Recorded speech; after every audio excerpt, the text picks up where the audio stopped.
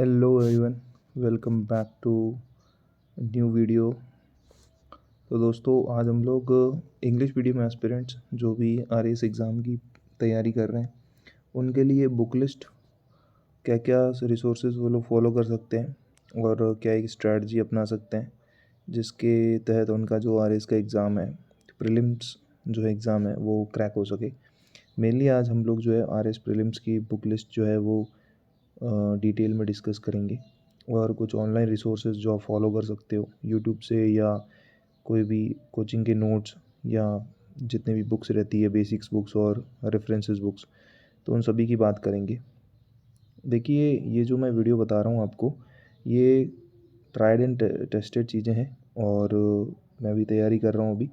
तो basic books है, हर कोई बताता है, लेकिन आपको एक जगह पे सारी लिस्ट और कुछ चीज़ें जो आपके लिए आसान कर सकती है, कोई भी सब्जेक्ट अगर आपको टफ़ लगता है तो उसके रिलेटेड कुछ मैं आपको हैक्स, कुछ ट्रिक्स ऐसे बताऊंगा और कुछ ऐसे यूट्यूब पे टीचर्स बताऊंगा जिनके वीडियो लेक्चर्स आपको फ्री में मिल जाएंगे, जो कि बहुत बड़ी बड़ी कोचिंग इंडस्ट्री से जुड़े हुए हैं। तो चलिए शुरू करते हैं। सबसे पहले अगर अपन सब्जेक्ट की बात करें तो देखिए, हिस्ट्री सब्जेक्ट की बात करते हैं। हिस्ट्री अगर अपन ऐसे ओवरऑल एक सब्जेक्ट देखें आरएस प्रीलिम्स के सिलेबस के अकॉर्डिंग, तो ये इसमें एक तो राजस्थान हिस्ट्री आता है, एक अपने इंडिया की हिस्ट्री आती है, और वर्ल्ड हिस्ट्री जो है वो आपके मेंस में आती है लेकिन प्रीलिम्स में नहीं आती है। तो देखो, सबसे पहले अगर अपन राजस्थान हिस्ट्री की बात करें तो इसके अंदर आप सबसे पहले, अगर आप शुरुआत करना चाहते हैं, आप एक नए एस्पिरेंट है और आपने कभी भी राजस्थान हिस्ट्री नहीं पढ़ी है, तो आप क्या कर सकते हैं कि छठी से 12वीं तक की जितनी भी आरबीएससी की बुक्स है, नई और पुरानी, उन सबको आप एक बार ख़रीद लीजिए। ख़रीदना, अगर आप उस वो चीज़ आपके लिए पॉसिबल नहीं है कि आप उसको बाय नहीं कर सकते, ठीक है, या बहुत सारे अगर आपके रीजंस हो सकते हैं अलग अलग, क्योंकि आपके पास में पहले से ही बहुत सारी बुक्स हो गई है और आपको पता नहीं था कि ये वाली बुक्स भी इंपॉर्टेंट होती है, क्योंकि बेसिक बुक्स से हर कोई इन बुक्स को इग्नोर करता है कि इन बुक्स में से थोड़ी ना कोई क्वेश्चन आएगा। तो आप क्या कर सकते हैं कि इनको जो है आप ऑनलाइन डाउनलोड करके भी पढ़ सकते हैं। ये भी मैं बता दूंगा कि कहाँ से आपको डाउनलोड करना है। सबसे पहले अगर हम बात करें तो 6 से 8 तक की हमारा राजस्थान नाम की नई बुक्स आती हैं राजस्थान की, जो आपको, अगर आप गूगल पे सर्च करोगे 6 to 8 हमारा राजस्थान आरबीएसई बुक्स, ठीक है, तो ये हिंदी मीडियम में मिलेगी आपको, और ये बुक्स आप लेके इसमें आपको जो है बेसिक्स जो है वो राजस्थान के आपको देखने को मिल जाएंगी। यहाँ से आप एक फाउंडेशन अपना बना सकते हैं। उसके बाद में थोड़ी आप, अगर आप और एडवांस लेके चलोगे चीज़ों को, तो आपको 9th और 10th की आरबीएससी की बुक्स आती है, जो नई वाली बुक्स अभी आई है सिलेबस चेंज होने के बाद में। तो ये वाली बुक्स आपको लेनी है। जो 9th क्लास की जो बुक है ना, वो है फ्रीडम स्ट्रगल वाली जो बुक है, वो आपको रेफ़र करनी है। उसमें आपको 1857 की रिवॉल्ट से लेके इंटीग्रेशन ऑफ राजस्थान तक जितने भी इवेंट्स होते हैं राजस्थान की मॉडर्न हिस्ट्री, जो कि काफ़ी इंपॉर्टेंट रहती है प्रीलिम्स और मेंस के लिए, तो ये वाली सारी चीज़ें आपको क्लास 9th की बुक में देखने को मिल जाएगी। और क्लास 10th की जो नई आरबीएससी की बुक है, ये दोनों बुक आपको 9th और 10th वाली जो है ये इंग्लिश मीडियम में देखने को मिल जाएगी। हमारा राजस्थान वाली जो 6 to 8 है वो आपको सिर्फ और सिर्फ हिंदी मीडियम में मिलेगी। 10th वाली जो बुक है उसके अंदर आपको जो है वो एंशियंट हिस्ट्री राजस्थान की, मिडिवल हिस्ट्री, और आपको राजस्थान का आर्ट एंड कल्चर देखने को मिल जाएगा। ये बहुत इंपॉर्टेंट बुक्स है। यहाँ से आरएस प्रीलिम्स के अंदर लगभग क्वेश्चंस आपको यहाँ से जो है देखने को मिलते हैं। पिछले 2 एग्ज़ाम्स हुए, आरएस प्रीलिम्स 2021 और 2023, ये 2 पेपर्स के अंदर जो है बहुत सारे क्वेश्चंस इन्हीं बुक्स में से आए हैं। और भी बहुत बहुत सारे आरपीएससी जो है एग्ज़ाम्स कंडक्ट करवाती है, तो लगभग क्वेश्चंस जो है वो राजस्थान की जीके के सारे यहीं से फंसते हैं। फिर बात करते हैं अपन जो ओल्ड राजस्थान अध्ययन की पहले किताबें चला करती थी, जिनको राजस्थान अध्ययन बुक से नाम से जाना जाता था। ये जो बुक्स है वो 9 से लेकर 12 तक आती है। इसमें 9th और 11th की जो बुक है वो इंग्लिश मीडियम में अवेलेबल है। वो आप कमेंट कर देना, मैं आपको जो है शेयर कर दूंगा इसका लिंक, और वहाँ से आप डाउनलोड कर सकते हैं। ये सिर्फ मेरे पास अवेलेबल थी, मैंने जो है इन बुक्स का जो फ़ोटो खींच के उसके बाद में जो इनकी पीडीएफ बना दी, इनको इसको स्कैन करके, तो आप चाहे तो इनको जो है वो प्रिंट भी निकाल सकते हैं। इन बुक्स का बहुत ही क्लियर जो है वो स्कैन आप देख सकते हो उन सब पीडीएफ में। उसके बाद में अगर आप चाहते हैं कि आपको कोई किसी एक कोचिंग जो है उनका नोट्स रेफ़र करना है किसी कोचिंग इंस्टीट्यूट का, तो आप स्प्रिंग बोर्ड के नोट्स जो है वो रेफ़र कर सकते हैं। देखो, स्प्रिंग बोर्ड के जो नोट्स हैं वो लगभग सभी सब्जेक्ट्स के लिए आते हैं और बहुत ही एक प्रोमिनेंट कोचिंग इंस्टीट्यूट है राजस्थान के अंदर। आरएएस के लिए, और आईएएस में भी जो है वो बहुत सारे रिजल्ट्स भी उन्होंने दिए। तो आप क्या कर सकते हैं, कंपाइलेशन के लिए ये सारी चीज़ें जो है आपके एक जगह हो जाएगी, सारी आपको साथ में मिल जाएगी जो भी आप पढ़ रहे हो। तो वो उन सब चीज़ों के लिए आप जो है वो स्प्रिंग बोर्ड के जो नोट्स है वो रेफ़र कर सकते हैं। वहाँ पे एक बहुत ही प्रोमिनेंट फैकल्टी है इसमें राजस्थान हिस्ट्री के लिए, राजवीर सर, जिनको सभी लोग लगभग जानते हैं जो आरएस की तैयारी करते हैं। तो वहाँ से जो है आप चीज़ें कर सकते हैं। उसके बाद में अगर आप चाहते हैं कि राजवीर सर के जो वीडियो लेक्चर्स आपको चाहिए, जो कि पेड उनके बैचेस में रहते हैं, वो आपको फ्रीली यूट्यूब पे अवेलेबल हो जाएंगे। बहुत सारे ऐसे यूट्यूबर्स हैं जिन्होंने उनकी वीडियोस जो है वो या तो मैराथन के फॉर्म में अपलोड कर रखी है, या फिर ऐसे ही जो है वो टॉपिक वाइज सारी वीडियो जो है आपको अपलोडेड मिल जाएगी यूट्यूब पे। बहुत सारे ऐसे चैनल्स हैं वहाँ पे, तो वहाँ से आप जो है राजस्थान की एंशेंट और मिडिवल हिस्ट्री कर सकते हैं। स्प्रिंग बोर्ड का ऑफिशियल चैनल है, वहाँ पे भी राजवीर सर के बहुत सारे वीडियो लेक्चर्स अपलोडेड है। मेनली जो मॉडर्न हिस्ट्री है राजस्थान की, जो प्रजामंडल हो गया या किसान आंदोलन है, इंटीग्रेशन है, और कुछ जो फ्रीडम फाइटर्स है राजस्थान के, उनके डिटेल के अंदर वीडियोस जो है वो स्प्रिंग बोर्ड के ऑफिशियल चैनल पे अपलोडेड है। तो वहाँ से उन चीज़ों को किया जा सकता है। बहुत इम्पॉर्टेंट और अच्छी अच्छी चीज़ें जो है सर ने वहाँ पे बता रखी है। उसके बाद में अगर आप कोर इंग्लिश मीडियम स्टूडेंट है और आपको हिंदी में थोड़ी प्रॉब्लम आ रही है समझने में, पढ़ने में, और उन सब चीज़ों को मतलब जो है मेमोराइज़ करने में, तो आप क्या कर सकते हैं, वरुण शर्मा सर के जो है वो नोट्स या उनके जो है यूट्यूब पे क्लासेस फ्रीली अवेलेबल है। इंग्लिश मीडियम के टीचर हैं, उन्होंने पूरी हिस्ट्री जो है वो फ्री ऑफ कॉस्ट पढ़ा रखी है। Varun Sharma sir, RAS Rajasthan history, इस तरीके से अगर आप यूट्यूब पे सर्च करेंगे तो आपको सारे वीडियो लेक्चर्स मिल जाएंगे। ये आपकी राजस्थान हिस्ट्री से रिलेटेड सारी की सारी चीज़ें रहेगी। इससे ज़्यादा करने का कोई मुझे नहीं लगता कि इससे ज़्यादा चीज़ें आपको करनी चाहिए, क्योंकि देखिए अगर आप आरएस प्रीलिम्स का भी अगर आप पैटर्न देखेंगे तो एंशिएंट से सवाल आते हैं, एंशिएंट हिस्ट्री से क्वेश्चंस आते हैं आपके। मिडिवल से बहुत कम क्वेश्चंस आते हैं, 2 से 3 क्वेश्चन या एक से 2 क्वेश्चन, मैक्स टू मैक्स 1 से 2 क्वेश्चन देखने को मिलते हैं ज़्यादा से ज़्यादा। तो उसके लिए मुझे नहीं लगता आपको बहुत सारी बुक्स रेफ़र करनी चाहिए, या बहुत सारे जो गाइड्स या मटेरियल जो मार्केट के अंदर या टेलीग्राम पे फ्लोट होती रहती जो भी पीडीएफ्स वगैरह, उन सब चीज़ों के अंदर आपको जो है मतलब इतना ध्यान देना चाहिए। क्योंकि अगर आप कॉस्ट बेनिफिट देखोगे तो बहुत कम कॉस्ट बेनिफिट है, और कोचिंग्स में भी सबसे पहले जो है इसी सब्जेक्ट से स्टार्ट किया जाता है, क्योंकि बहुत ही इंटरेस्टिंग सब्जेक्ट है। बहुत सारी स्टोरीज़ वगैरह है राजा रानियों की, बहुत सारी कहानियाँ आपको सुनने को मिलती है, बैटल्स वगैरह, तो आपको थोड़ा इंटरेस्ट बना रहता है। लेकिन अगर आप इसका मतलब कॉस्ट बेनिफिट रेशियो देखो तो इतना नहीं रहता है।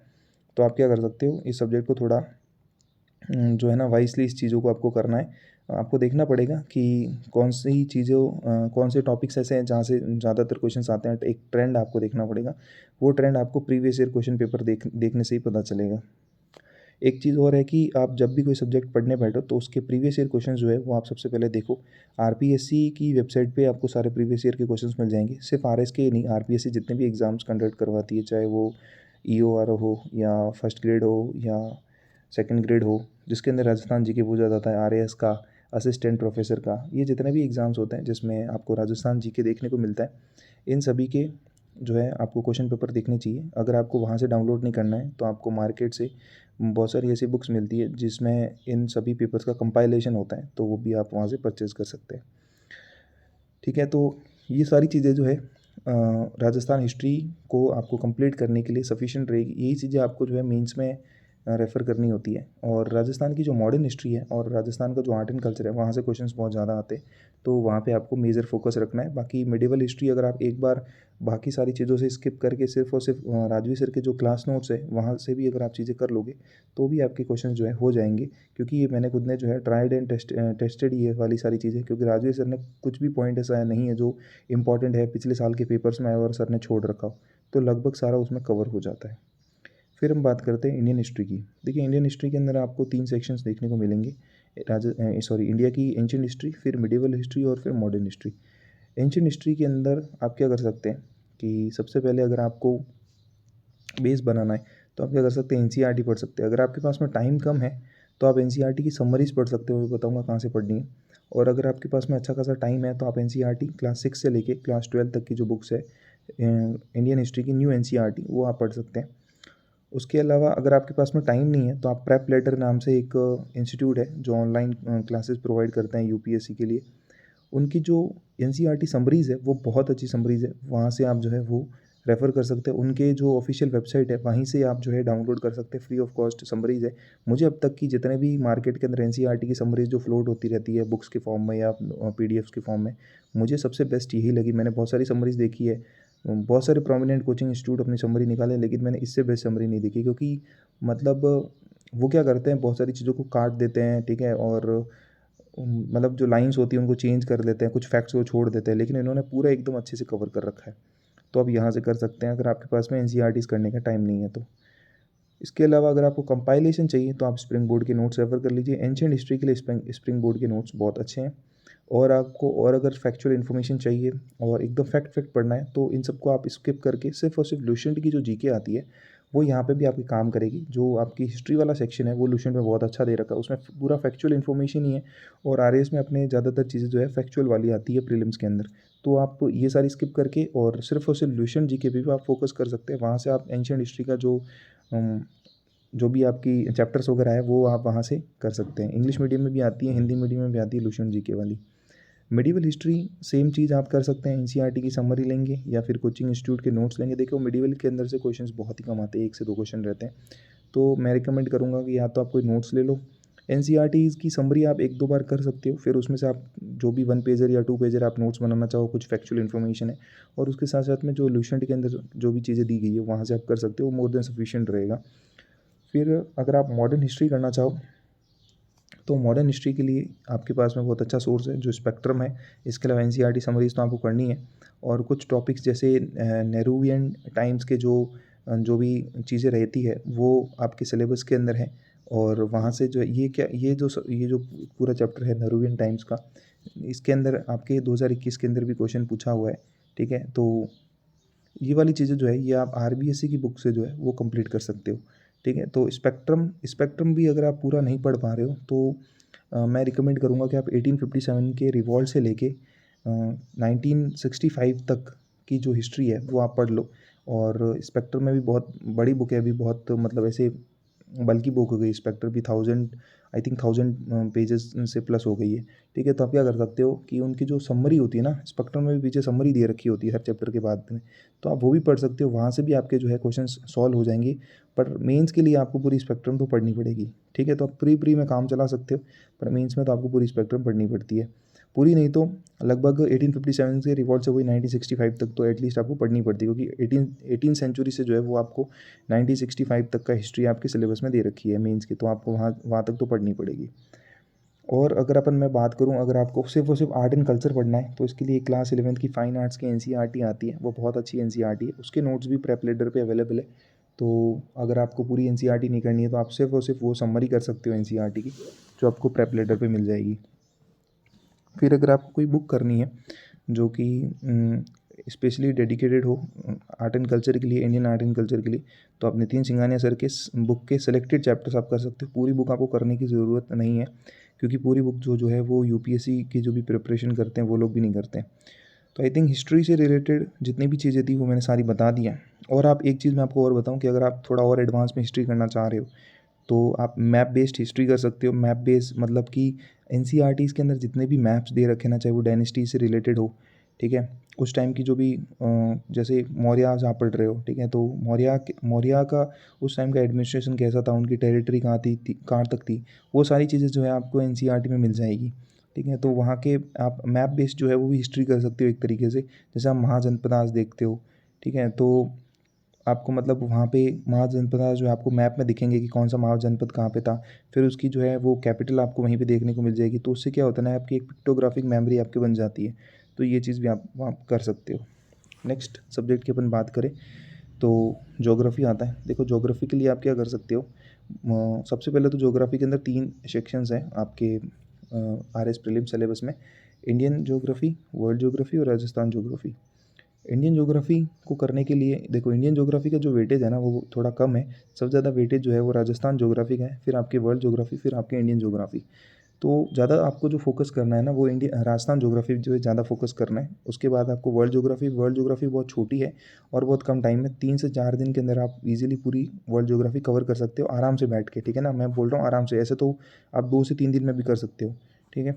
वो डिपेंड करता है सबकी अपनी अपनी जो ग्रेस्पिंग पावर होती है उसके अकॉर्डिंग। फिर आप इंडियन हिस्ट्री की बात करते हो तो इंडियन हिस्ट्री का थोड़ा और वेटेज कम रह जाता है। 3 से 4 क्वेश्चन इंडियन हिस्ट्री से इंडियन ज्योग्राफी से देखने को मिलता है। उसके बाद में वर्ल्ड ज्योग्राफी से, और सबसे ज़्यादा देखने को मिलता है आपको राजस्थान ज्योग्राफी से। इंडियन ज्योग्राफी के सोर्सेज की बात करें तो आपको एनसीईआरटी पढ़नी है। एनसीईआरटी आपको 6 से 12 पढ़नी है, और वही पढ़नी है वही चीज़ें आपको पढ़नी है जो आपके सिलेबस के अंदर दे रखी है। आपको करना है आरएस के प्रीलिम्स का जो सिलेबस है वो आपको सामने रखना है। आपको 1-2 बार आपको याद कर लेना अच्छे से सारा सिलेबस, और फिर आपको वो सिलेबस जो है सामने रखना, और टॉपिक्स उसमें से निकालने हैं। जो टॉपिक्स आपको सिलेबस के अंदर मेंशन्ड है वो सीधा उस टॉपिक का आपको नाम लिखो गूगल के अंदर, उसके आगे लिख दो एनसीईआरटी। ठीक है, तो उससे रिलेटेड अगर कोई टॉपिक, मतलब उससे जो टॉपिक आपने सेलेक्ट किया है उससे रिलेटेड अगर कोई चीज़ें होगी एनसीईआरटी के अंदर, तो आपके गूगल के अंदर जो है वो डायरेक्टली आपकी पीडीएफ आ जाएगी आपके सामने, और आप वहाँ से डाउनलोड करके और वो चीज़ पढ़ सकते हो। कंपाइलेशन के लिए मैं बता रहा हूँ, कोई भी कोचिंग इंस्टीट्यूट के आप नोट्स ले सकते हो। स्प्रिंग बोर्ड इसमें अच्छी रहेगी। ठीक है, और इसके अलावा अगर आपको थोड़ी और चीज़ें और अच्छी डिटेल में देखनी है और बाकी फैक्चुअल इन्फॉर्मेशन चाहिए, मैप्स बहुत अच्छे चाहिए, मैप्स बहुत अच्छे चाहिए, तो आप क्या कर सकते हो, PMFIS की जो वेबसाइट है वहाँ से जो है आप इंडियन ज्योग्राफी कर सकते हो। मैंने देखा है वहाँ पे उनके नोट्स भी बहुत अच्छे हैं, और वहाँ का जो मटेरियल है वो फ्री ऑफ कॉस्ट उनकी वेबसाइट पे अवेलेबल है। तो वहाँ से आप जो है इंडियन ज्योग्राफी किया जा सकता है वहाँ से। ठीक है, फिर बात करते हैं अपन वर्ल्ड ज्योग्राफी की। तो वर्ल्ड ज्योग्राफी के लिए मुझे सबसे बेस्ट लगते हैं वो स्प्रिंग बोर्ड के नोट्स है, वो इस चीज़ में तो सबसे बेस्ट है। मतलब उन्होंने क्या किया है कि कॉन्टिनेंटल ज्योग्राफी पढ़ा रखी है, मतलब हर कॉन्टिनेंट के जो भी प्लेटूज़, माउंटेन्स, रिवर्स, लेक्स, ठीक है, ये सारी चीज़ें आपको एक ही जगह पे मिल जाएगी। उनके जो भी फिजियोग्राफिक डिवीजन्स होते हैं वो सारे के सारे, तो आप वहाँ से कर सकते हो वर्ल्ड ज्योग्राफी को। इसके अलावा आप क्या कर सकते हो, स्टडी आई क्यू नाम का एक प्लेटफॉर्म है जो यूपीएससी की प्रिपरेशन कराते हैं। स्टूडियो वीडियोज़ यहाँ पे मैंने गलत लिख लिया, ठीक है, तो आप थोड़ा देख लेना। स्टडी आई क्यू जो है वो एक प्लेटफॉर्म है जो आईएएस की प्रिपरेशन कराते हैं। तो उनकी यूट्यूब पे फ्री ऑफ कॉस्ट जो है बहुत सारे एनिमेशन वीडियोज़ है जो कॉन्टिनेंट के हिसाब से, मतलब पर कॉन्टिनेंट जो है वो उन्होंने अपने वीडियोज़ अपलोड कर रखे हैं, तो आप वहाँ से कर सकते हो। तो आपको क्या होगा कि आपकी पिक्टोग्राफिक मेमोरी सेट हो जाएगी, और वो उन्होंने बहुत ही अच्छा एनिमेशन प्रिपेयर कर रखा है हर एक कॉन्टिनेंट के लिए। तो आप डायरेक्टली कॉन्टिनेंट का नाम सर्च कीजिए, आगे लिखिए स्टडी आई क्यू, ठीक है, और एनिमेशन वीडियोज़ ऐसा लिख दीजिए, तो आपके सामने वो चीज़ जो है वो आपके, चाहे अफ्रीका पढ़ रहे हो चाहे ऑस्ट्रेलिया पढ़ रहे हो, सारा उन्होंने बना रखा है। तो वहाँ से भी आप समझ सकते हैं वर्ल्ड ज्योग्राफी को। फिर हम राजस्थान ज्योग्राफी की बात करते हैं। और देखो एक सबसे इंपॉर्टेंट चीज़ है कि ज्योग्राफी जब भी आप पढ़ रहे हो तो आपके पास में मैप या एटलस होना चाहिए, क्योंकि उससे क्या होता है ना कि चीज़ें आपके दिमाग में जल्दी चीज़ें जो आपकी जल्दी जो है दिमाग में जाएगी, क्योंकि पिक्टोग्राफिक मेमोरी अगेन वही जो है, जैसे आप मैप देख रहे हो, जैसे आप अफ्रीका पढ़ रहे हो तो आपके सामने अफ्रीका का मैप है, ठीक है, तो आपने पॉलिटिकल जो भी चीज़ें थी वो देख ली, फिर आपने, ठीक है, फिजिकल चीज़ें सारी उसके अंदर देख ली, तो आपके दिमाग में थोड़ी बहुत टाइम के लिए एक चीज़ें सेट हो जाती है, मतलब मोटा मोटा आपको आइडिया लग जाता है कि ये वाली प्लेस यहाँ पे है, ये वाली प्लेस यहाँ पे, ठीक है, तो इससे रिवीजन करने में आपको आसानी होती है। राजस्थान ज्योग्राफी की अगर हम बात करें तो देखिए, राजस्थान ज्योग्राफी के लिए आप क्या कर सकते हो, आपको 2 ही रिसोर्स फॉलो करने हैं, एक आपको स्प्रिंग बोर्ड के नोट्स फॉलो करने हैं और एक हरिमोहन सक्सेना वाली बुक फॉलो करनी है। इन्हीं दोनों बुक से क्वेश्चंस आते हैं, इन्हीं दोनों सोर्सेज से क्वेश्चंस आते हैं, तीसरा कोई भी सोर्स आपको फॉलो नहीं करना है। राजस्थान ज्योग्राफी की ईजिली आपको 15 से 16 क्वेश्चंस और कभी कभी बार तो 20 क्वेश्चन तक भी देखने को आपको मिलेंगे। ओवरऑल ज्योग्राफी से आपको 23 से 25 क्वेश्चंस के आसपास आपको देखने को मिलेंगे। जो मैक्सिमम क्वेश्चन जो होंगे आपके राजस्थान ज्योग्राफी के होंगे, अराउंड आपके 70% तक जो है वो राजस्थान ज्योग्राफी के क्वेश्चंस आपको प्रीलिम्स में देखने को मिलेंगे। ठीक है, तो इसके ऊपर बहुत अच्छा ध्यान देना है। ये 2 सोर्सेज मैंने बताए, ये मोर देन सफिशिएंट है। अगर क्वेश्चंस होंगे तो यहीं से होंगे। 20 में से 18 क्वेश्चन आपके राजस्थान ज्योग्राफी के यहाँ से हो जाएंगे, अगर आप अच्छे से ये जितनी भी फैक्चुअल इन्फॉर्मेशन इसके अंदर दे रखी है अगर आप वो कर लेते हो तो। ये था ज्योग्राफी के बारे में। फिर अपन बात करते हैं पॉलिटी। देखिए, पॉलिटी जो सब्जेक्ट है वो एक तो स्टैटिक चीज़ें होती है उसकी, और एक होता है करंट अफेयर्स बेस्ड। ठीक है, तो 2 तरीके से जो है वो पॉलिटी को टैकल किया जाता है। तो मैं मानता हूँ कि करंट अफेयर्स किसी भी चीज़ का स्टैटिक से ही बनता है, तो अगर आपका स्टैटिक स्ट्रॉन्ग है तो आपका करंट अफेयर्स वैसे ही अच्छा हो जाएगा। पॉलिटी में आपको 2 सेक्शन देखने को मिलेंगे, एक आपको इंडियन पॉलिटी और एक आप राजस्थान पॉलिटी। देखिए, जो इंडियन पॉलिटी है उसके लिए सब लोग जानते हैं कि एक बहुत ही फेमस बुक है एम लक्ष्मीकांत सर की, तो वो आप रेफर कर सकते हो। वहाँ से जितने भी बेसिक्स होते हैं वो सारे वहाँ से आप कवर कर सकते हो। इसके बाद में अगर आपको आर्टिकल्स पढ़ना है, डिटेल में पढ़ने हैं सारे के सारे, क्योंकि आरएस का अगर आप ट्रेंड देखोगे ना तो आपको वैसे क्वेश्चंस नहीं मिलेंगे पॉलिटी में जो आपको, जैसे आपको यूपीएससी में पूछते हैं। यूपीएससी में आपको कभी भी आर्टिकल बेस्ड क्वेश्चंस नहीं पूछे जाएंगे, और बहुत ही ऐसे बहुत वेक टाइप के क्वेश्चन नहीं पूछेंगे, बहुत कंसेप्चुअल क्वेश्चंस आपको पूछे जाएंगे, एनालिटिकल क्वेश्चंस आपसे पूछे जाएंगे। आपको मतलब ट्रिक करने की कोशिश की जाएगी, लेकिन होंगे क्वेश्चंस वो बहुत ही सिंपल, आपको लगेगा कि इतना सिंपल यूपीएससी कैसे पूछ सकता है। कुछ क्वेश्चंस, सारे नहीं, कुछ क्वेश्चंस, ठीक है। लेकिन आरएस की पॉलिटी अगर आप देखोगे तो आपको सारे क्वेश्चंस मतलब आर्टिकल बेस्ड या फैक्चुअल या पता नहीं कहाँ से वो लोग फैक्ट्स लेके आते हैं, जो वो अटपटे ही होते हैं, किसी को समझ में नहीं आ रहे होते हैं, ठीक है। तो मैं क्या कहूँगा कि मतलब अगर आप स्टैटिक करना चाह रहे हो तो आप लक्ष्मीकांत सर की जो बुक है वहाँ से आप कर सकते हो। वहाँ से आपको सारे चैप्टर्स मिल जाएंगे इंडियन पॉलिटी में, तो वो आपको मेंस के लिए भी अच्छी रहेगी और प्रीलिम्स के लिए भी। इसके अलावा अगर आप बेयर एक्ट करना चाहो तो बेयर एक्ट आप कर सकते हो, आर्टिकल से रिलेटेड जितने भी आर्टिकल्स होते हैं। अगर आपको इंपॉर्टेंट आर्टिकल्स देखने हैं तो आप फंडामेंटल राइट्स के देख लीजिए, प्रेसिडेंट के देख लीजिए, पार्लियामेंट के देख लीजिए, स्टेट लेजिस्लेचर के देख लीजिए, गवर्नर के देख लीजिए, काउंसिल ऑफ मिनिस्टर्स। बस ये इतने, ये सारे आपको आर्टिकल्स इतने तो आपको याद होने चाहिए। इनसे रिलेटेड जितने भी आर्टिकल्स होते हैं, जो मैंने टॉपिक्स बोले हैं, उतने आप पढ़ लो, वहीं से लगभग क्वेश्चन आते हैं। और इसके अलावा आपको जितने भी कमीशंस दे रखे हैं आपके, चाहे वो स्टैट्यूटरी बॉडी हो चाहे कॉन्स्टिट्यूशनल बॉडी हो, ठीक है, तो वो आपको सारी की सारी देखनी पड़ेगी। उनसे रिलेटेड जितने भी आर्टिकल्स है, प्लस उनके जो प्रेजेंट मेंबर्स हैं और जो चेयरपर्सन्स हैं, वो सारे के सारे आपको देखने पड़ेंगे। फिर हम बात करते हैं, देखिए अगर आपको इंडियन पॉलिटी मैराथन के फॉर्म में करनी है जल्दी जल्दी, ठीक है, और एक आपको करनी है कि आपको इंडियन पॉलिटी जो लक्ष्मीकांत है वो आपको बुक कोई पढ़ा दे आके, आपको चैप्टर्स कोई समझा दे, तो आप क्या कर सकते हो, स्टडी आईक्यू पे अमित किल्होर नाम से एक सर है, ठीक है, जिन्होंने पूरी एम लक्ष्मीकांत को पूरा कंप्लीट कराया है। तो उनके लेक्चर्स आप देख सकते हो यूट्यूब पे, फ्री ऑफ कॉस्ट अवेलेबल है, बहुत अच्छे से उन्होंने करवाया है, ठीक है। इसके बाद में अगर आपको मैराथन वीडियोस देखने इंडियन पॉलिटी के, मैं आपको ये सबसे बेस्ट पे चीज़ें जो है वो आपको मैं सजेस्ट कर रहा हूँ।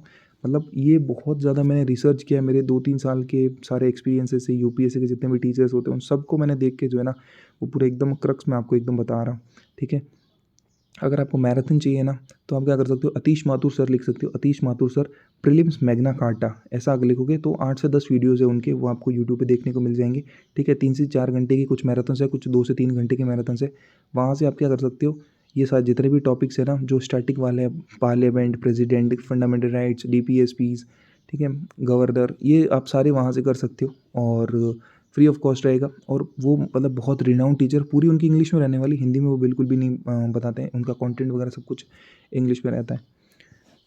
इसके बाद बात करते हैं राजस्थान पॉलिटी की। राजस्थान पॉलिटी को पढ़ने के लिए आपको कोई अच्छा टीचर या मतलब ऐसा कुछ अच्छा मटेरियल आपको नहीं मिलेगा। जैसे क्वेश्चन आ रहे इस प्रीलिम्स में पूछते हैं, बहुत ही फैक्चुअल बेस्ड क्वेश्चन पूछते हैं, पता नहीं ऐसे फैक्ट्स कहाँ से लेके आते हैं वो लोग, ठीक है। 2021 के 2018 का अगर आप प्रीलिम्स का पेपर देखोगे, 2023 के प्रीलिम्स में ऐसे क्वेश्चन नहीं है, एक आध कोई क्वेश्चन होगा, एक या दो क्वेश्चन हो गए।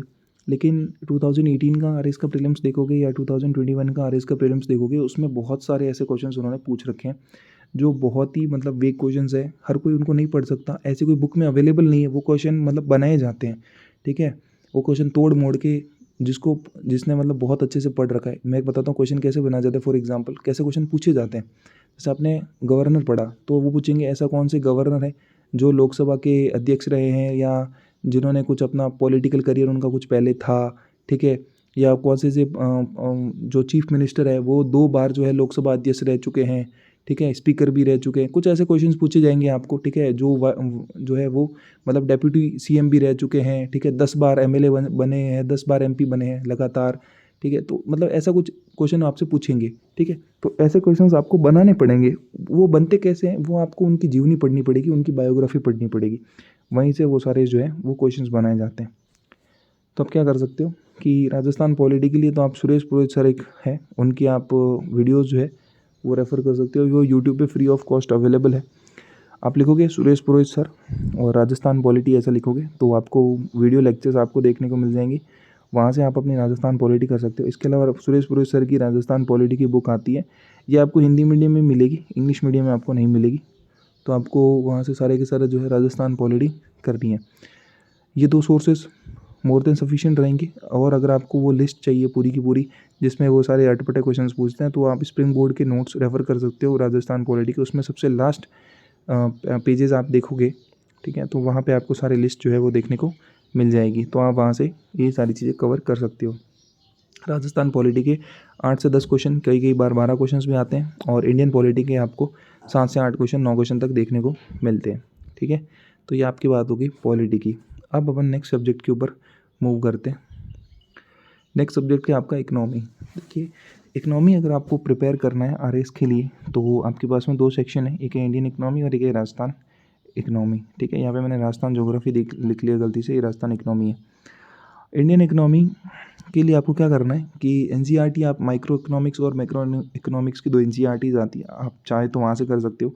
देखो मैं मतलब बहुत ही अगर मैं टू बी ऑनेस्ट बात करूँ तो जो 2 बुक्स है ना वो मैंने रेफ़र नहीं की है। इसका रीज़न ये था कि वो बुक्स मुझे समझ में नहीं आ रही थी, ठीक है। उसमें बहुत सारी मैथमेटिकल कैलकुलेशंस भी थी, उसमें एग्जांपल्स बहुत अच्छे थे, लेकिन मुझे ऐसा लगता था कि इकोनॉमी एक ऐसी सब्जेक्ट है जो कोई टीचर अगर आपको बहुत अच्छे से समझाए ना तो आपको बहुत अच्छे समझ में आए, क्योंकि इसमें बहुत सारे कॉन्सेप्ट्स है और हर कॉन्सेप्ट एक दूसरे से कनेक्टेड है। तो जो स्प्रिंग बोर्ड में जो एक विजय सर है वो पढ़ाते हैं, उन्होंने इकोनॉमी पढ़ाई, वो इथिक्स भी पढ़ाते हैं, वो दोनों सब्जेक्ट बहुत अच्छे पढ़ाते हैं। मेरे बहुत अच्छे मतलब मुझे वो ठीक अच्छे टीचर लगते हैं स्प्रिंग बोर्ड में। तो आप वहाँ से कर सकते हो, उनकी नोट्स आप रेफ़र कर सकते हो इकोनॉमी के लिए, इंडियन इकोनॉमी के लिए। और कुछ आप सेलेक्टेड चैप्टर्स जो है, अगर आपको लगता है कि इसमें जो है फॉर्डर मटेरियल आपको कम लग रहा है पर्टिकुलर नोट्स के अंदर, स्प्रिंग बोर्ड के जो नोट्स मैं बता रहा हूँ आपको उसमें, तो आप क्या कर सकते हो, मृणाल सर के नोट्स, मृणाल पटेल सर जो है वो आपको यूपीएससी की एक बहुत ही रिनाउंड फैकल्टी है इकोनॉमी के लिए, वहाँ से आप क्या कर सकते हो, उनके नोट्स जो फ्लोट होते रहते हैं, आपको पता है कहाँ से चीज़ें वो जुगाड़ी जाती हैं, आप टेलीग्राम या गूगल से, वहाँ से कहीं से भी ले सकते हो, ठीक है। तो आप वहाँ से लेके और कुछ चीज़ें आप ऐड कर सकते हो नोट्स के अंदर, तो वो बहुत अच्छे हो जाएंगे। 7 से 8 क्वेश्चन आपके इंडियन इकोनॉमी के आपको देखने को मिलते हैं, तो वहाँ से आपकी चीज़ें हो जाएगी। करंट अफेयर्स आपको इकोनॉमी फॉलो करना पड़ता है, क्योंकि ये डायनामिक सब्जेक्ट है और इसके लिए आप कोई भी एक मैगज़ीन यूज़ कर सकते हो। मैं तो बोलूँगा विजन आईएएस की मैगज़ीन यूज़ कर लो, उस पे मंथली के अंदर जो भी मैगज़ीन के अंदर जो भी इकोनॉमी वाला पोर्शन आता है वहाँ से आप पढ़ लो, तो आपके वहाँ से कॉन्सेप्ट्स हो जाते हैं। पॉलिटी में मैंने बताया नहीं, पॉलिटी में भी ऐसे ही कर सकते हो, कोई भी एक मैगज़ीन यूज़ कर लो, उसमें लगभग महीने का जितना भी करंट अफेयर्स है वो सारा कवर हो जाता है, तो आप वहाँ से कर सकते हो। बाकी इतना रोल रहता नहीं है, ठीक है। बाकी वन लाइनर क्वेश्चन आते हैं, उनके लिए वो मूमल वाली और जो क्रोनोलॉजी या फिर स्प्रिंग बोर्ड के जो कंपाइलेशन आते हैं एग्ज़ाम से जस्ट पहले, प्रीलिम से जस्ट पहले, वहाँ से करो तो वो बेस्ट रहते हैं, ठीक है। बाकी अगर मेंस का आपको खींचना, आपको लंबी चीज़ें मतलब आपको लेके जानी है, तो आप क्या कर सकते हो, विजन आई इसकी जो मैगजीन्स आती है वो आप कर सकते हो, वहाँ से इकोनॉमी का और पॉलिटी का सेक्शन कर सकते हो करंट अफेयर्स के लिए। फिर अगर अपन राजस्थान इकोनॉमी की बात करें, तो राजस्थान इकोनॉमी के लिए कुछ नहीं करना, कोई बुक की आपको फॉलो नहीं करनी है, ठीक है। आपको जस्ट एक इकोनॉमिक सर्वे पढ़ना है। ये एक ऐसा सब्जेक्ट है ना राजस्थान इकोनॉमी, जिसमें आपको सिर्फ इकोनॉमिक सर्वे पढ़ के जाना होता है, यही आपका बुक है, यही सब कुछ है।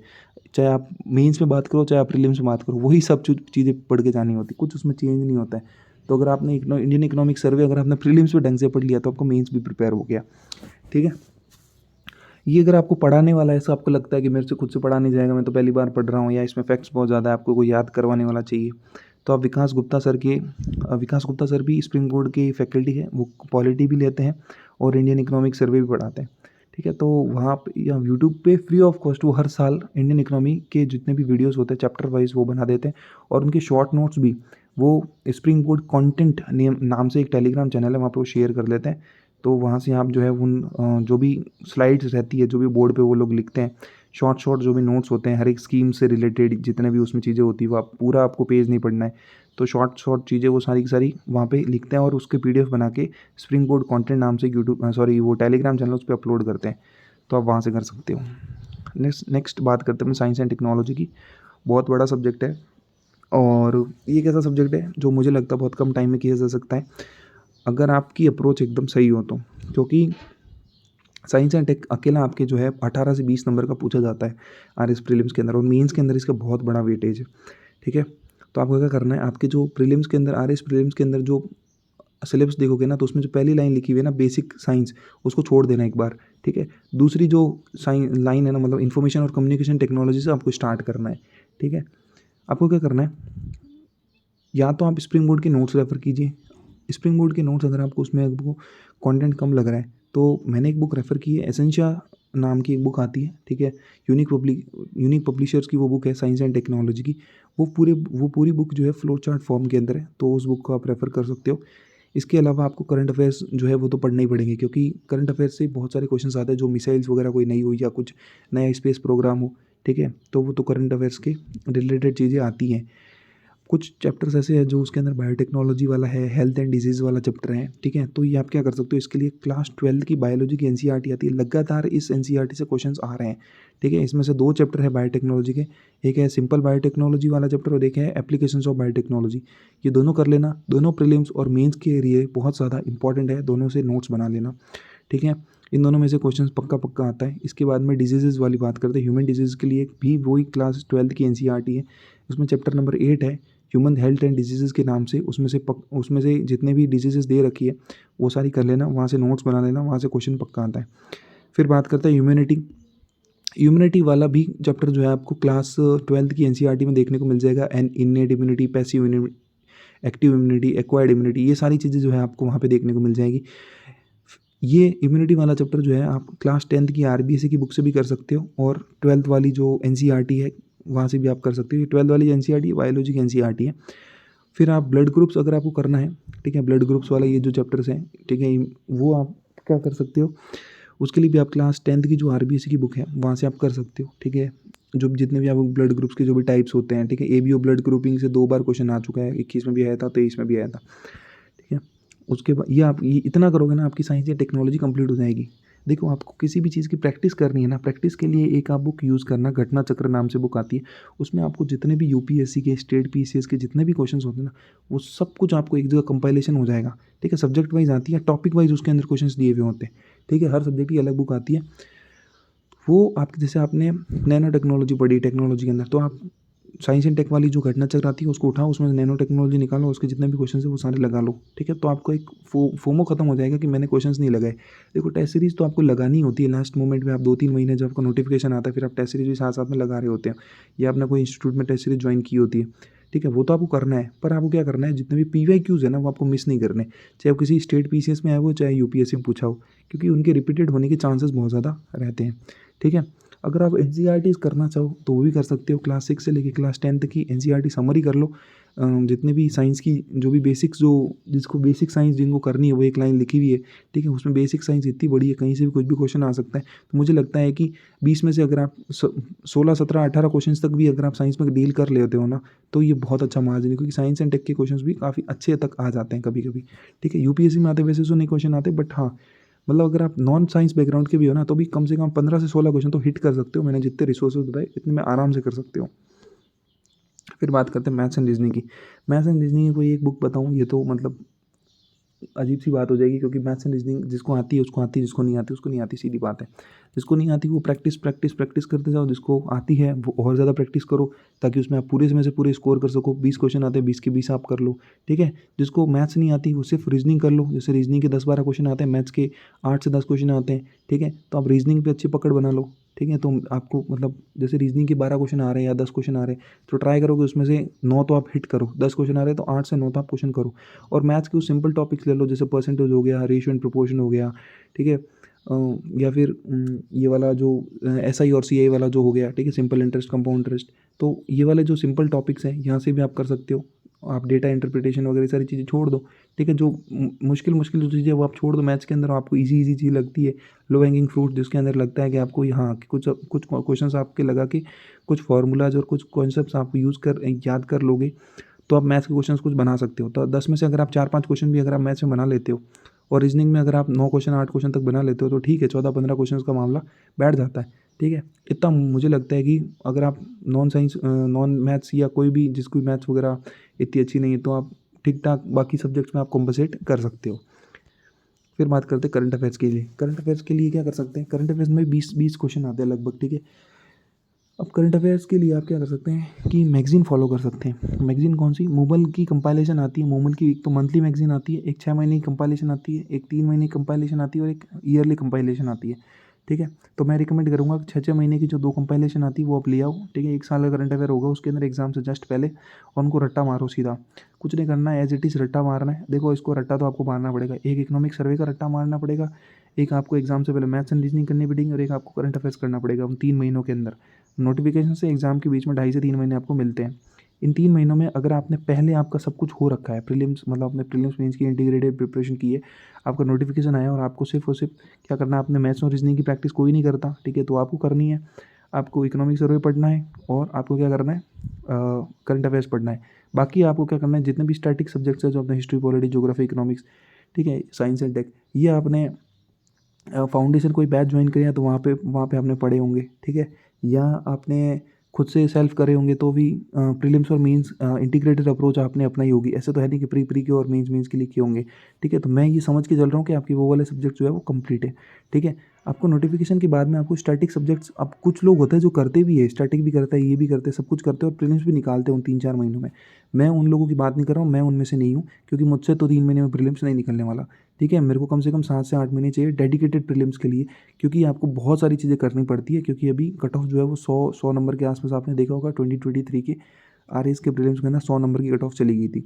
तो उतना अगर आपको स्कोर करना है, 100-110 तक अगर आपका टारगेट है, तो आपको कम से कम 5 से 6 महीने तो एटलीस्ट आपको देने पड़ेंगे डेडिकेटेड अच्छे से प्रीलिम्स के लिए, 5 से 6 घंटे अलग से, अपार्ट फ्रॉम मेंस, ठीक है। तो बात कर रहे थे करंट अफेयर्स की। करंट अफेयर्स के लिए आप मूल की कंपाइलेशन कर लेते हैं, या फिर आप क्रोनोलॉजी कर सकते हैं।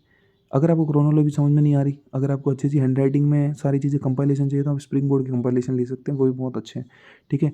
वो कंपाइलेशन जो है ये चाहे क्रोनोलॉजी हो चाहे मूमल हो, इन सब का कंपाइल करके ही वो सारा उसमें डालते हैं, ठीक है। और जितने भी विजन आई की जो मैगजीन्स वगैरह आती है, अगर वहाँ पे भी कुछ इंपॉर्टेंट इश्यूज़ हो रहे हैं, जो वन लाइनर जो फैक्ट है जो आरएएस में पूछा जा सकता है, तो वहाँ से भी वो चीज़ें आपको देखने को मिल जाएगी स्प्रिंग बोर्ड के जो मंथली या फिर जो कंपाइलेशन आती है करंट अफेयर्स के लिए, ठीक है। वो एग्ज़ाम से पहले निकालते हैं। तो ये मैंने आई होप सारी चीज़ें आपको डिस्कस कर ली है। आरएस के प्रीलिम से रिगार्डिंग जितने भी स्ट्रैटेजी है, जो भी बुक लिस्ट वगैरह है, रिसोर्सेज जितने मेरे को पता थी, वो सारी की सारी चीज़ें मैंने आपको बता दी है, ठीक है। करंट अफेयर्स भी स्प्रिंग बोर्ड वाले अपने यूट्यूब चैनल पे फ्री ऑफ कॉस्ट डालते हैं। तो लगभग चीज़ें आपको आरएस की है ना कोचिंग लेने की ज़रूरत नहीं है, क्योंकि देखो अगर आप किसी दूसरी कोचिंग में जा रहे हो, फिर भी आप स्प्रिंग बोर्ड का मटेरियल पढ़ रहे हो, तो आपको क्या मतलब है, मतलब किसी दूसरी कोचिंग जाने का मतलब क्या बनता है, ठीक है। स्प्रिंग बोर्ड की क्लासेस में वही चीज़ें पढ़ाते हैं जो आपको 4-5 हज़ार में जो आपको नोट्स मिलते हैं मार्केट के अंदर, नोट्स अब पे या कहीं पे भी, ठीक है। वही सारी चीज़ें आपको क्लासेस में पढ़ाई जाती है। आप 1 लाख रुपए देके वही चीज़ें आपको क्लास में बैठ के आप 4-5 घंटे पढ़ते हो, फिर उनको दिखते हो, तो वो चीज़ तो आपको 4-5 हज़ार में बाहर भी मिल जाएगी। मैं ही नहीं कह रहा, वो सबकी अपनी अपनी सोच होती है। किसी को 1 लाख रुपए देके 1.5 लाख रुपए देके वो कोचिंग करनी है वहाँ पे, ठीक है। फिर वो नोट जो 4-5 हज़ार के वो क्लास में बैठ के लिखने हैं, ठीक है, और टीचर को समझा रहा तो आपको समझना है, ठीक है। पर वही बात है, 700-800 स्टूडेंट्स की बैच होता है, तो उसमें आपको सारी चीज़ें एक साथ में डाउट वगैरह का भी थोड़ा मुश्किल लगता है। मुझे तो प्रैक्टिकली पॉसिबल नहीं लगता, बाकी जो जाने वाले होंगे क्लासेस में वो जाएंगे ऑफ कोर्स, ठीक है। तो मुझे ये लगता है अगर आपको कोचिंग नहीं लेनी है तो आप क्या कर सकते हो, नोट्स वगैरह पर परचेज़ करके तो वो चीज़ें आप कर सकते हो। तो अगर आप कहीं दूसरी जगह कोचिंग कर रहे हो, ठीक है, फिर भी आप क्या कर रहे हो कि स्प्रिंग बोर्ड के जो करंट अफेयर्स के नोट्स आए हैं, या इकोनॉमिक सर्वे की जो सर्वे की जो क्या बोल रहे हो समरी आई है, ठीक है, राजस्थान इकोनॉमिक सर्वे की समरी भी निकालते हैं, ठीक है, वो भी आई है। तो फिर भी आप स्प्रिंग बोर्ड के वो पढ़ रहे हो, तो आप दूसरी कोचिंग में जा क्यों रहे हो। देखो आप जिस भी कोचिंग में जाओ ना, तो उसका सबसे पहले मटेरियल हो, फैकल्टीज़ हो, ये सारी चीज़ें आप देखोगे ना, क्योंकि आप कोचिंग जा रहे हो अपनी ईज़ के लिए, अपनी सुविधा के लिए, कि भाई आपको दूसरी जगह भटकना ना पड़े, आपको इधर उधर चीज़ें देखनी ना पड़े, आपको सब चीज़ें एक साथ चीज़ें मिल जाए, और आपके वहाँ से क्वेश्चंस जो है एग्ज़ाम में हिट करें। नहीं तो क्या मतलब कोई भी कोचिंग में 1-1.5 लाख रुपए देने से वहाँ से क्वेश्चंस भी नहीं आ रहे हैं, और आप दूसरी जगह भी जा रहे हो, ठीक है। तो इन सब चीज़ों का कोई सेंस नहीं बनता है। तो आपको क्या करना है, ज़्यादातर चीज़ें आपको मैंने फ्री ऑफ कॉस्ट बता दी। आपको बहुत सारे टीचर्स भी, बहुत अच्छे अच्छे टीचर्स हैं जिन्होंने यूट्यूब पे बहुत सारे सब्जेक्ट्स फ्री ऑफ कॉस्ट करवा रखे हैं, ठीक है। ज्योग्राफी के भी वीडियोस आपको फ्री ऑफ कॉस्ट मिल जाएंगे राजस्थान ज्योग्राफी की यूट्यूब पे। लिखोगे आप आगे, लिखोगे spring board academy Rajasthan geography, पूरा मैराथन के मैराथन मिल जाएंगे 8 से 10 घंटे के। कहीं कुछ जाने की ज़रूरत नहीं, कहीं कुछ करने की ज़रूरत नहीं, सब कुछ यूट्यूब पे फ्री ऑफ कॉस्ट अवेलेबल है। नहीं तो टेलीग्राम पे अवेलेबल है, ठीक है। कुछ भी खर्चा करने की ज़रूरत नहीं, वहाँ से आप इजीली कर सकते हो सारी चीज़ें। अगर आपके पास में 1-2 साल डेडिकेटेड है इस एग्ज़ाम को देने के लिए, तो आप ये सारी चीज़ें यहाँ से कर सकते हो, ठीक है। कोचिंग वगैरह ज्वाइन करने की ज़रूरत नहीं है आपको। टेस्ट सीरीज़ भी आपको सारी मिल जाती है टेलीग्राम पे, तो कहीं पे कुछ करने की आपको ज़रूरत नहीं है, ठीक है। तो पैसा अगर आपके पास में बहुत ज़्यादा है, ठीक है, और आपको लगता है कि मुझे तो बस मतलब करनी है सारी चीज़ें, मुझे घर पे बैठ के समझ में नहीं आने वाली ये वो, तो आपका अपना वो पर्सनल जो टेक होने वाला इन सब चीज़ों पे मैं कुछ नहीं कह सकता। मगर मेरा जो मतलब राय रहेगी वो यही रहेगी कि आप जो क्या कर सकते हो, ये सारे रिसोर्सेज थोड़ी देखो, इसमें थोड़ा आपको क्या बोलते हैं वो, मतलब जुगाड़ू होना पड़ता है, आपको जुगाड़ करना आना चाहिए सब चीज़ों का, ठीक है। तो आप कर सकते हो। अब थोड़ा आप इधर उधर देखोगे, लोगों से बात करोगे, भाई कौन सा टीचर जो है कौन सा सब्जेक्ट में अच्छा है, कहाँ से कौन सी चीज़ें पढ़ी जा सकती है, कौन सा क्या रिसोर्स है, कौन सा चैप्टर है, चैप्टर वाइज भी बहुत सारे लोग रिसोर्सेज बताते हैं, ठीक है। तो ये इन डिटेल अपन कभी बात करेंगे, हर एक सब्जेक्ट के अंदर एक एक डिटेल को पकड़ के, मतलब प्रीलिम्स के सिलेबस की हर एक लाइन को पकड़ के उसमें से कहाँ से क्वेश्चन आया, कितना प्रीवियस ईयर से, ये सारी चीज़ें हम लोग आने वाले वीडियोस के अंदर हम लोग बात करने वाले। तो आप क्या करेंगे, चैनल को सब्सक्राइब कर लेंगे, वीडियो को लाइक कर लेंगे, ठीक है। और मैं जितना भी डिटेल होगा ना, इन डिटेल हर एक क्वेश्चन का मैं एनालिसिस करके उन वो कहाँ से क्वेश्चन पूछा, कौन से सोर्स से क्वेश्चन पूछा, वो सारी चीज़ें मैं आपके लिए लेके आने वाला हूँ वीडियो पे, यूट्यूब पे अपने फ्री ऑफ कॉस्ट। ठीक है। तो आप क्या करेंगे, चैनल को सब्सक्राइब करेंगे, आगे साथ वीडियो को शेयर करेंगे, लाइक करेंगे। और अगर मेरे बोलने में कोई भी मिस्टेक हुई है तो I am sorry for that. And मैं इस चीज़ में नया हूँ। So thank you so much for watching. Bye bye, take care.